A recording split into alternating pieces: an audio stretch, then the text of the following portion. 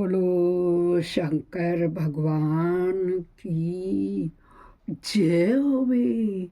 जय जय शंकर भगवान की, भोलेनाथ की जय होवे। सभी शिव प्रेमियों को मंजू पंथ का सादर यथा योग्य। आइए शिव कथा में प्रवेश करें।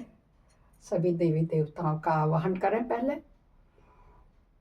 सदा भवानी दाहिनी सिद्धि करें गणेश, पंचदेव रक्षा करें ब्रह्मा विष्णु महेश। गजाननं भूत गणादि सेवितं कल्पित जम्बू फलचारु भक्षणम् उमासुतं शोक विनाशकारकं नमामि विघ्नेश्वर पाद पंकजम्। नीलांबुज श्यामल कोमलांगं सीता समारोपित वामभागं पाणो महासायक चारु चापं नमामि रामं रघुवंशनाथम्। कर्पूर गौरं करुणावतारं संसार सारं भुजगेन्द्रहारं सदा वसन्तं हृदयारविन्दे भवं भवानी सहितं नमामि।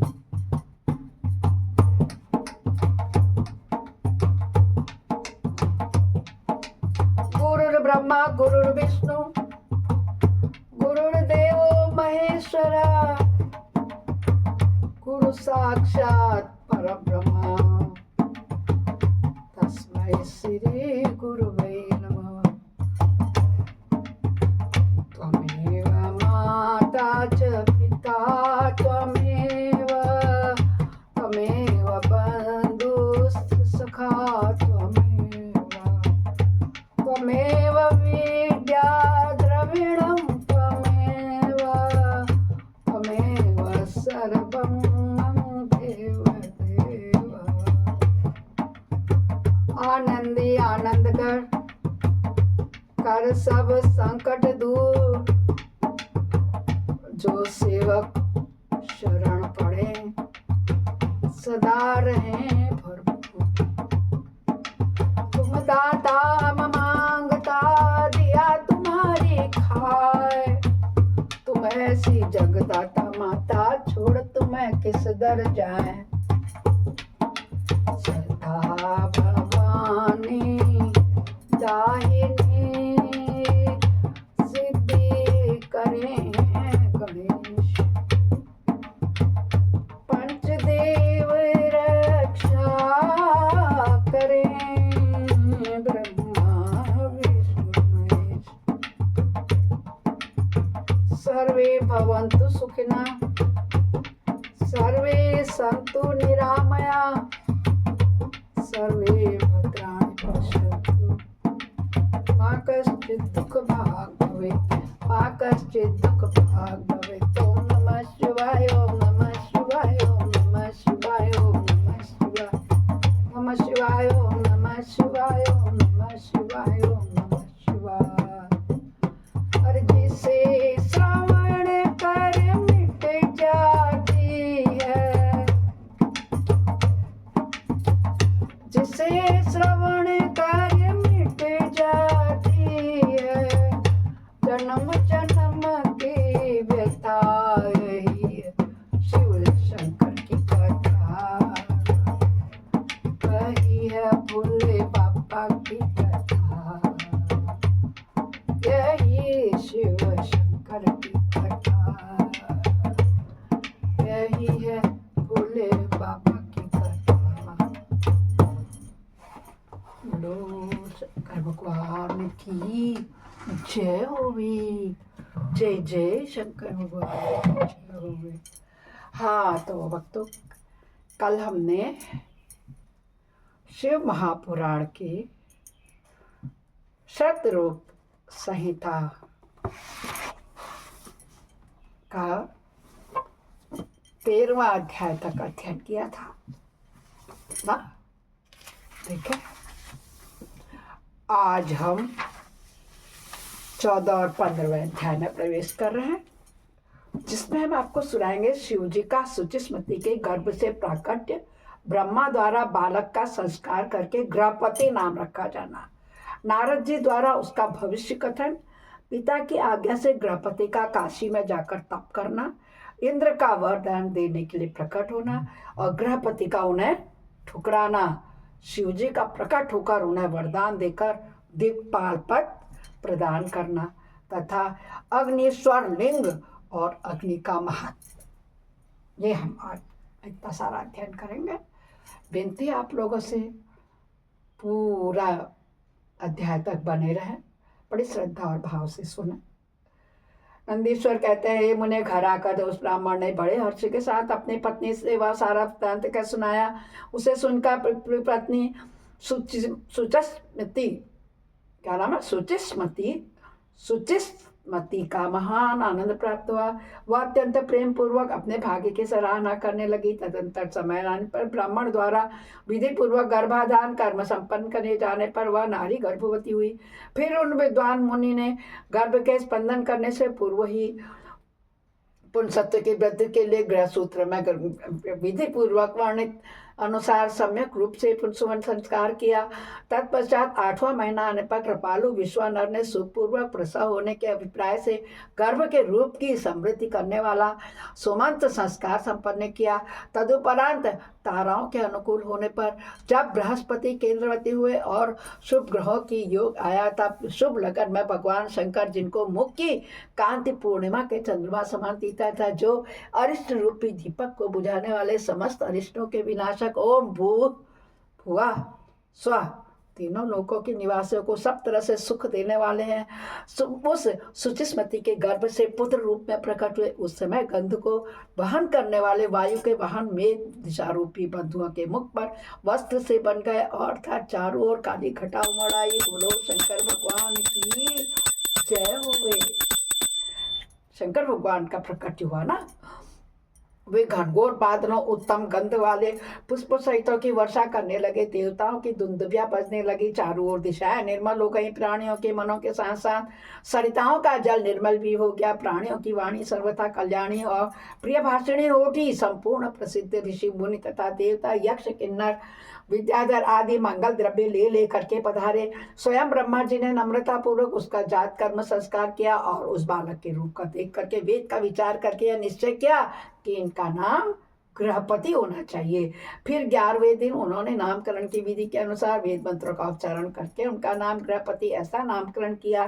तत्पश्चात सबके पितामह ब्रह्मा चारों वेदों में कथित आशीर्वादात्मक मंत्रों द्वारा उसका अभिनंदन करके हंस पर आरूढ़ होकर के अपने लोक को चले गए। तदुपरांत शंकर भी लौकिक की गति का आश्रय ले उस बालक की उचित रक्षा का विचार विधान करके अपने वाहन पर चढ़कर अपने धाम को पधार गए। उसी प्रकार श्री हरि ने अपने लोक की राह ली। इस प्रकार सभी देवता, ऋषि मुनि आदि सभी प्रशंसा करते हुए अपने अपने स्थान को पधार गए। तदंतर ब्राह्मण देवता ने यथा समय सब संस्कार करते हुए बालक का वेदाध्ययन कराया। तत्पश्चात 9वां वर्ष होने पर माता पिता की सेवा में तत्पर रहने वाले विश्वानंदर गृहपति को देखने के लिए वहां नारद जी पधारे। बालक ने माता पिता सहित नारद जी को प्रणाम किया। फिर नारद जी ने बालक के हस्तरेखा, जीवा, तालु आदि देखकर कहा, हे मुनि विश्वानर, मैं तुम्हारे पुत्र के लक्षणों का वर्णन करता हूँ, तुम आदर पूर्वक उसे श्रवण करो। तुम्हारा यह पुत्र परम भाग्यवान है। इसके संपूर्ण अंगों के लक्षण शुभ है, किंतु इसके सर्वगुण संपन्न संपूर्ण शुभ लक्षणों से समन्वित और चंद्रमा के समान संपूर्ण निर्मल कलाओं से सुशोभित होकर के भी विधाता ही इसकी रक्षा करे। संपूर्ण निर्मल कलाओं से सुशोभित होने पर भी विधाता इसकी रक्षा करे। इसलिए सब तरह के उपायों द्वारा इस शिशु की रक्षा करनी चाहिए, क्योंकि वो साधारण शिशु तो था नहीं, वो कैसा है, अलौकिक शिव का ही रूप है। क्योंकि विधाता के विपरीत होने पर भी गुण भी दोष आ जाता है। मुझे शंका है कि इस 12वें वर्ष में इस पर बिजली अथवा अग्नि द्वारा विघ्न आएगा। यों कहकर नारद जी जैसे आए थे वैसे ही देवलोक को चले गए। सनत कुमार जी, नारद जी का कथन सुनकर पत्नी सहित विश्वानर ने समझ लिया कि यह तो बड़ा भयंकर वज्रपात हुआ। फिर वे हाथ में हाय में मारा गया, हाय में मारा गया, यों छाती पीटने लगे। यों कहकर पुत्र शोक से व्याकुल हो गए, गहरी मूर्छा के वशीभूत हो गए। उधर सुचिस्मती भी दुख के पीड़ित हो अत्यंत ऊंचे स्वर से हाहाकार करती हुई धाड़ मार मार कर रो पड़ी। उसकी सारी इंद्रियां अत्यंत व्याकुल हो उठी। तब पत्नी के आर्तनाद को सुनकर विश्वानर भी मूर्छा त्याग कर उठ खड़े हुए बैठ गए। हैं, क्या क्या हुआ, क्या हुआ? जो उच्च स्वर से बोलते हुए कहने लगे, गृहपति, जो मेरा बाहर विचरने वाला प्राण, मेरी सारी इंद्रियों का स्वामी तथा मेरे अंतरात्मा में निवास करने वाला है, कहाँ है? तब माता पिता को इस प्रकार अत्यंत शोकग्रस्त देखकर शंकर के अंश से उत्पन्न हुआ वह बालक गृहपति मुस्कुराता हुआ बोला, अपने माता पिता के पास आकर क्या बोला? गृहपति, माताजी, पिताजी, बताइए इस समय आप लोगों ने के रोने का क्या कारण है? कहाँ से आया ऐसा भय जो आप लोगों को प्राप्त हुआ है? यदि मैं आपको चरण रेणुओं से अपने शरीर की रक्षा कर लूं तो मुझ पर काल भी अपना प्रभाव नहीं डाल सकता है। फिर इस तुच्छ, चंचल और अल्प बल वाली मृत्यु को तो बात ही क्या है। माता पिताजी, आप लोग मेरी प्रतिज्ञा सुनिए। यदि मैं आप लोगों का पुत्र हूँ तो ऐसा प्रयत्न करूंगा जिससे मेरी मृत्यु भी भयभीत हो जाएगी। मैं सत्पुरुषों को सब कुछ दे डालने सर्वज्ञ मृत्युंजय की भलीभांति आराधना करके महाकाल को भी जीत लूंगा। यह मैं आप लोगों से बिल्कुल सत्य सत्य कह रहा हूँ। किसने कहा? विश्वानर और सुचिस्मती के पुत्र गृहपति ने। नदीश्वर कहते हैं, हे मुने, जब वे दंपति जो शोक से संतप्त हो रहे थे गृहपति के ऐसे वचन को सुने, जो अकाल में हुई अमृत वाणी को घनघोर वृष्टि के समान थे, सुनकर संताप रहित होने लगे। बेटा, तो उन शिव की शरण में जा जो ब्रह्मा आदि के भी कर्ता, मेघवाहन, अपने महिमा से कभी च्युत न होने वाले और विश्व की रक्षामणि हैं। नंदीश्वर कहते हैं कि मुने माता पिता की आज्ञा पाकर गृहपति ने उनके चरणों में प्रणाम किया, फिर उनकी प्रदक्षिणा करके और उन्हें बहुत तरह से आश्वासन देवे वहां से चल पड़े। उस काशीपुरी में जा पहुंचे जो ब्रह्मा और नारायण आदि देवताओं के लिए भी दुष्प्राप्त है, महाप्रलय के संताप का विनाश करने वाली और विश्वनाथ द्वारा सुरक्षित थी तथा जो कंठ प्रदेश में हार की तरह पड़ी हुई थी, गंगा से सुशोभित तथा विचित्र गुणशालिनी, हर पत्नी गिरिजा से विभूषित थी। वहां पहुंचकर वे विप्रवर पहले मणिकर्णिका पर गए। वहां उन्होंने विधि पूर्वक स्नान करके भगवान विश्वनाथ का दर्शन किया। फिर बुद्धिमान गृहपति ने परमानंद मग्न हो त्रिलोकी के प्राणियों की प्राण रक्षा करने वाले शिव को प्रणाम किया। उस समय उनकी अंजलि बधी थी और फिर झुका हुआ था। वे बारंबार उस शिवलिंग की ओर देख करके हृदय में हर्षित हो रहे थे और यह सोच रहे थे कि यह लिंग निस्संदेह स्पष्ट रूप से आनंद कंद ही है। वे कहने लगे, ओह, आज मुझे सर्वव्यापी श्रीमान विश्वनाथ के दर्शन हो प्राप्त हुआ है, इसीलिए इस चराचर त्रिलोकी में मुझसे बढ़कर धन्यवाद का पात्र कोई दूसरा है ही नहीं। जान पड़ता है मेरा भाग्योदय होने से उन दिनों में महर्षि नारद ने आकर ऐसी बात कही होगी जिस कारण आज मैं कृतकृत्य हो गया, क्योंकि उन्हें शंकर भगवान के दर्शन हो गए थे कि ना गृहपति जी को। नंदीश्वर जी कहते हैं, हे मुने, इस प्रकार आनंदामृत रूपी रस द्वारा पारण करके गृहपति ने शुभ दिन में सर्वहितकारी शिवलिंग की स्थापना की और पवित्र गंगा जल से भरे हुए 108 कलशों द्वारा शिव जी को स्नान कराकर ऐसे घोर नियमों को स्वीकार किया जो अकृतात्मा पुरुषों के लिए दुष्कर थे। नारद जी इस प्रकार एकमात्र शिव में मन लगाकर तपस्या करते हुए उस महात्मा गृहपति की आयु का 1 वर्ष व्यतीत हो गया। तब जन्म से 12वां वर्ष आने पर नारद जी के कहे हुए उस वचन को सत्य सा करते हुए वज्रधारी इंद्र उनके निकट पधारे और बोले, हे विप्रवर, मैं इंद्र हूँ और तुम्हारे शुभ व्रत से प्रसन्न होकर आया हूँ। तुम वर मांगो, मैं तुम्हारी मनोवांछा पूर्ण कर दूंगा। तब गृहपति ने कहा, हे मघवन, मैं जानता हूँ आप वज्रधारी इंद्र है, परंतु वक्त्र शस्त्रों मैं आपसे वर याचना करना नहीं चाहता। मेरे वरदायक तो शंकर जी ही होंगे। वो शंकर भक्त था तो उसने कह दिया, इंद्र का उसको दुत्कार दिया। गृहपति ने कहा, पाक शासन, आप अहल्या का सत्यत्व नष्ट करने वाले दुराचारी पर्वत शत्रु विष्णु भगवान के लेना इंद्र जो था उसने तो क्या कहते हैं अहिल्या का सतीत्व नष्ट किया था, तभी तो पत्थर की नारी हो गई थी उनकी पति ने श्राप दिया था। आप जाइए, क्योंकि मैं पशुपति के अतिरिक्त किसी अन्य देवता के सामने स्पष्ट रूप से प्रार्थना करना ही नहीं चाहता। नंदीश्वर जी कहते हैं, हे मुने, गृहपति के उस वचन को सुनकर इंद्र के नेत्र क्रोध से लाल हो गए। वे अपने भयंकर वज्र को उठाकर उस बालक को डराने धमकाने लगे। तब बिजली की चमक से ज्वालाओं से व्याप्त उस वज्र को देखकर बालक गृहपति को नारद के वाक्य स्मरण हो आए। फिर तो वे भय से व्याकुल होकर मूर्छित हो गए। तदंतर अज्ञानांधकार को दूर भगाने वाले गौरीपति शंभु वहां प्रकट हो गए। जय शिव शंकर। और अपने हस्त स्पर्श से उसे जीवन दान देते हुए बोले, वत्स उठ उठ, तेरा कल्याण हो गया। तब रात्रि के समय मुदे हुए कमल की तरह उस नेत्र कमल खुल गए और उसने उठकर अपने सामने सैकड़ों सूर्यों से भी अधिक प्रकाशमान शंभु को उपस्थित देखा। उनके ललाट में तीसरा नेत्र चमक रहा था, गले में नीला चिन्ह था, ध्वजा पर वृषभ का स्वरूप दिख रहा था, वामांग में गिरिजा देवी थी विराजमान, मस्तक पर चंद्रमा सुशोभित था, बड़ी बड़ी जटाएं थी, उनकी अद्भुत शोभा हो रही थी। वे अपने आयु त्रिशूल और आजगव धनुष बाण लिए हुए कपूर के समान गौर वर्ण शरीर अपने प्रभाव बिखेर रहा था। वे गज चर्म लपेटे हुए थे। उन्हें देखकर शास्त्र कथित लक्षणों तथा गुरु वचनों से जब गृहपति ने समझ लिया कि ये महादेव ही हैं, तब हर्ष के मारे उनके नेत्रों में आंसू आ गए, छलक आए, गला रुध गया और शरीर रोमांचित हो उठा। वे क्षण भर तक अपने आप को भूलकर चित्रकूट और त्रिपुत्रक पर्वत की भांति निश्चल खड़े रहे। तब वे स्तवन करके नमस्कार करने तथा अथवा कुछ भी न कहने में समर्थ नहीं हो सके, क्योंकि वो इतने प्रसन्न हो गए साक्षात शिव जी को सामने देख करके। तब शिव जी ने मुस्कुराकर कहा, जब वो कुछ नहीं बोल सकता, क्या कहा शिव जी ने, हे गृहपते, जान पड़ता है तुम वज्रधारी इंद्र से डर गए हो। वत्स, तुम भयभीत मत हो, क्योंकि मेरे भक्त पर इंद्र और वज्र की कौन कहे। यमराज भी अपना प्रभाव नहीं डाल सकता। या तो मैंने तुम्हारी परीक्षा ली है और मैंने ही तुम्हारे इंद्र रूप धारण करके डराया। भद्र, अब मैं तुम्हें वर देता हूँ, आज से तुम अग्निपथ के भागी होगे। तुम समस्त देवताओं के लिए वरदाता बनोगे। अग्नि, तुम समस्त प्राणियों के अंदर जठराग्नि से विचरण करोगे। तुम्हें दिक्पाल रूप से धर्मराज और इंद्र के मध्य में राज्य की प्राप्ति होगी। तुम्हारे द्वारा स्थापित यह शिवलिंग तुम्हारे नाम पर अग्निश्वर नाम से प्रसिद्ध होगा। बोलो अग्निश्वर महाराज की जय हो। यह सब प्रकार के तेजों की वृद्धि करने वाला होगा। जो लोग इस अग्निश्वर लिंग के भक्त होंगे, उन्हें बिजली और अग्नि का भय रहेगा ही नहीं। अग्निमाद्य नामक रोग नहीं होगा और न कभी उनकी अकाल मृत्यु भी होगी।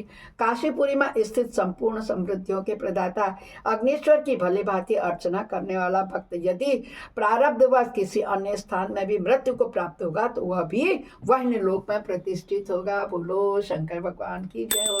नंदीश्वर कहते हैं, हे मुने, यों कहकर शिव जी ने गृहपति के बंधुओं को बुलाकर उनके माता पिता के सामने उस अग्नि का दिक्पति पद पर अभिषेक कर दिया और स्वयं उसी लिंग में फिर से समा गए। तात, इस प्रकार मैंने तुमसे परमात्मा शंकर के गृहपति नामक अगण्य अवतार का, जो दुष्टों को पीड़ित करने वाला है, वर्णन कर दिया। जो सुदृढ़ पराक्रमी जितेंद्रीय पुरुष अथवा सत्य संपन्न स्त्रियां अग्नि प्रवेश कर जाती हैं, वे सब के सब अग्निशरी के तेजस्वी हो जाती हैं। इस प्रकार जो ब्राह्मण अग्निहोत्र परायण ब्रह्मचारी तथा पंचाग्नि का सेवन करने वाले हैं, वे अग्नि के समान वर्चस्वी होकर के अग्निलोक में विचरते हैं। जो शीतकाल में शीत निवारण के लिए निमित्त बोझ की बोझ लकड़ियां दान करते हैं, अथवा जो अग्नि का इष्ट करता है वह अग्नि के संकट निवास करता है।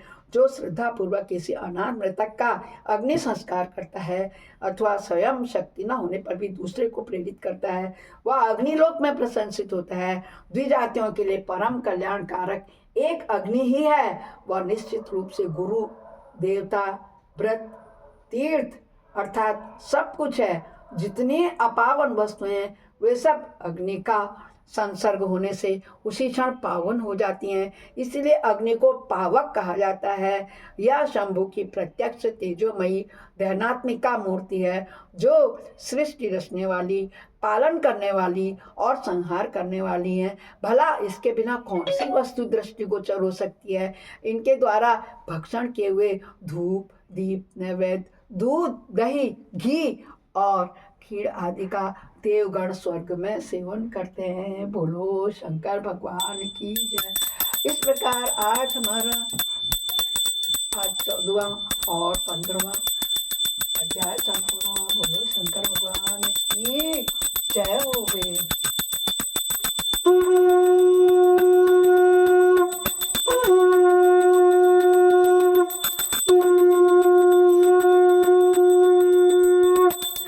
शिवाय ओम नमः शिवाय ओम नमः शिवाय ओम नमः शिवाय।